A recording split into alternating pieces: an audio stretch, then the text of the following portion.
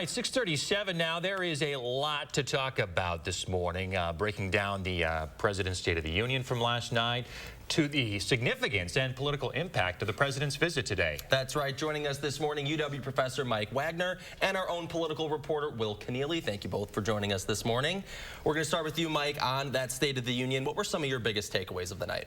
I thought the speech was really pitched toward middle America, middle-class voters, especially those with ties to labor unions. The speech was a lot about infrastructure, which provides union jobs, and it also provides people in the middle class with benefits they need to improve their lives. And then the other thing I noticed was the jeering from Republicans on Social Security. President Biden said the truth. Two Republicans, including our own Senator Ron Johnson, have proposed sunsets to Social Security requiring regular reauthorization, and Republicans seem to then go along with the president to say that should be off the table.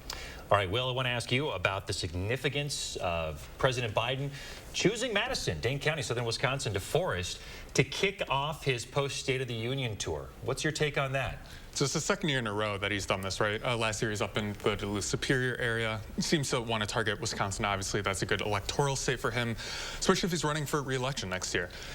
That's very interesting. Mike, what do you think about the significance of this location? Wisconsin's ground zero in U.S. presidential politics, and Biden is also not just appealing to Wisconsin, but middle-of-the-road union, blue-collar voters in states like Michigan and Pennsylvania that are also critical to him for re-election.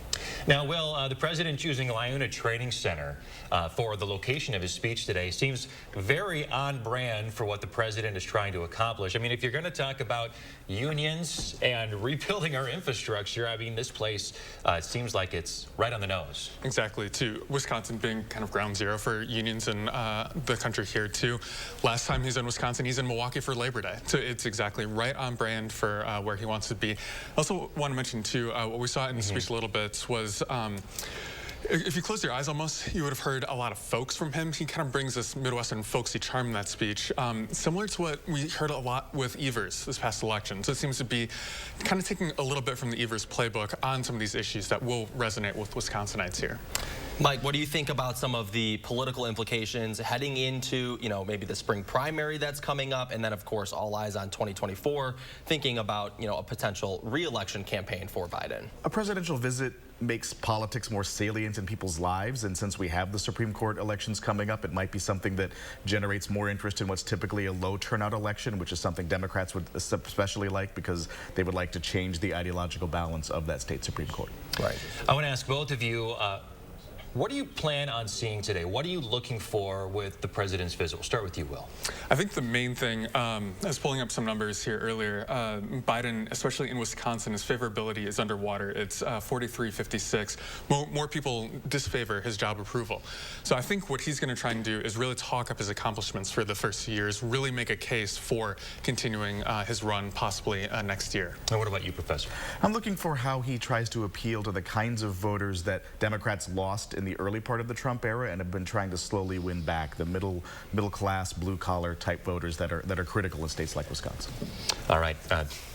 Man, it Lots is to keep an eye on today. It is a big day for southern Wisconsin. We appreciate both of your expertise and analysis this morning. Will, I know you have a long day ahead of you. Yes, we'll see you later. He's going to be part of our coverage all day here on News 3 Now, on air and online. Thank you both again. Thanks for being here. Again, we will have you covered all day on air and online on channel3000.com. Plus, we will cover the president's arrival at Dane County Regional Airport, his speech coming up later in DeForest, and his entire visit here in Wisconsin. We do plan on breaking into programming on air for the president's arrival and his speech.